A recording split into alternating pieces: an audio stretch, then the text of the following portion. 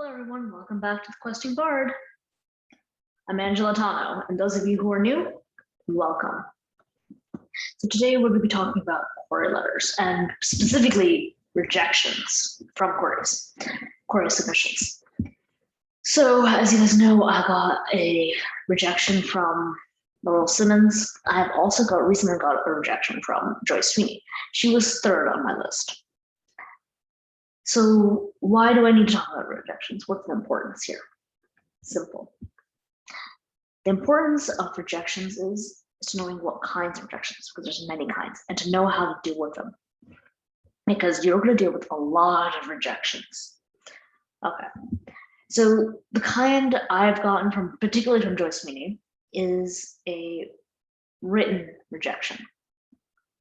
And it was custom. A custom written rejection is a good sign. That means the person who read it, Joyce Sweeney, for example, here, she read it. She actually read the first several pages or so of the manuscript. And she's read the synopsis, she read all the stuff that I sent her. So that means I piqued her interest a little bit. But in the end, it was not for her.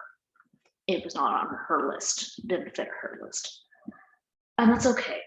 So this was more of a subjective rejection than, what are you doing? So that's a good thing. Laurel Simmons, I think, was also custom, but it's hard to tell. There's also a computerized rejection. A computerized rejection is good, but that means they didn't really have that much care and concern for it. So that's like, right? So that's not as good. The one you want to avoid is the silent rejection. What is a silent rejection? A silent rejection is a rejection that you don't actually get a response from them. That means they don't really respond at all, and after some weeks or so. So it does take 3 to 4 weeks, 12 weeks. It can take almost a year. Some people who already have their books published still get the rejection letters. It's a funny thing going on. But yeah, it takes a long time, and but sometimes it's a silent one, and silent ones are not good because that means they didn't even look at it. So that's what a silent one is. And of course, everyone wants an acceptance letter. That is the one we're all waiting for, right? So that's pretty much what I've been going through right now. So how do we talk about how to deal with rejection letters? So how do you deal with them? Well, of course, it's a whole psychological process, right? There's a lot of rejection letters. One majority of people who submit queries get rejected. Even J.K. Rowling got rejected. A lot of other T.A. Barron and all these other authors have definitely gotten a lot of rejection letters. It's just you just have to keep trying, Sometimes it's subjective, and sometimes there's really problems with your work.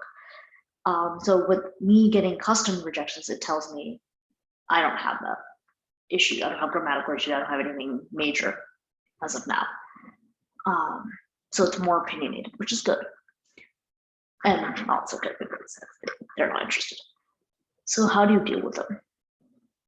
Well, you deal with it just like anything else. It's usually like a job rejection, right? A job offer. It didn't work out, you get upset, right? You get pretty upset and cry over it and do whatever you have to do to deal with it. But life moves on, and you do have to get over it. Otherwise, you're not gonna get anywhere if you don't get over it. There are many tricks to that, takes time away, go for a walk, do something, watch a show, or go and have ice cream. Do something that makes you feel good, just makes you like, hey, look, it's not the end of the world. And even talk to somebody so that you don't put yourself in a self-doubt pit that I tend to do, because that's like my Achilles heel is my self-esteem level. So I've always kind of been somebody who's dealt with a lot of rejection and being last picked and always being last place and running and all these other competitions and stuff. That's why I never like competitions. I hate competitiveness. Yes, as the person who's trying to publish a book. So why am I doing it? Well, it's because I'm passionate and I believe this is one of my strong suits. That's all. But yeah, that's what I do. So the trick is to know your weaknesses and try to prevent those weaknesses from bringing you down, like self-doubt and having low self-esteem because of all this brings me down. So I kind of have to find a way to, push that aside and be like, no, it was just an opinion. It was nothing against you. Keep going. And that's what I'm going to do. And obviously, you have to be strategic because you have to look at their response. You have to analyze what they said. If it's opinionated and it's like, this is just not my list, it's really not me, that means you don't really have to worry too much about your story or anything like that. But when they start giving specifics like character or plot or something more specific or style or something, then you actually got to work on it. And it's like something going on. I did take a break from query letters, as you guys well know, and that helped because I kind of had to figure out maybe something is wrong with my manuscript. And sometimes you have to do that. You have to take a step back and say, okay, what's not working? And you try again. You will look at it, and I took almost a year to getting it done. I was wanting 6 months or less, but sometimes it takes a little longer. And I got it done. And my first chapter got revised. There was a whole new section added just because we needed a bit of more of a hook.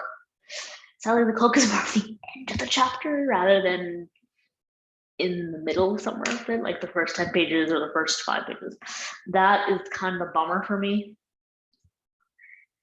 They say most people like just read the first 10 pages or the first 5 pages. And that's what they require sometimes for manuscripts. I'm like, yeah. So that's that. And hey, please share down below of any of your query rejections that you guys had.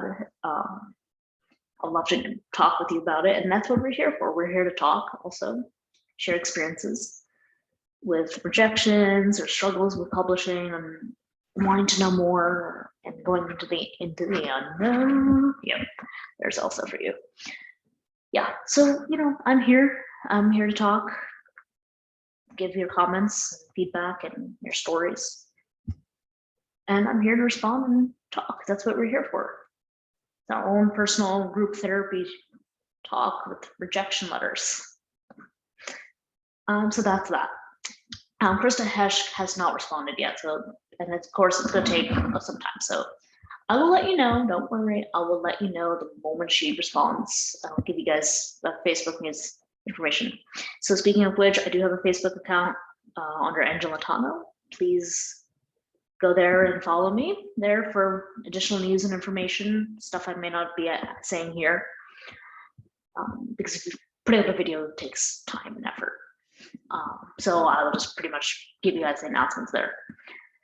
Yeah, so you'll find out more there. And stuff like that. I might make special videos here and there because it's like, oh my god, it's big news. So trust me, if if the submission works and it's accepted, I'll definitely make it big and loud here. So you guys will definitely know. You'll be the first to know. Okay, so I promise that. All right, that's it for now. Like, share, and subscribe, and hit that notification bell for more future videos like these. And see you all next week. See ya.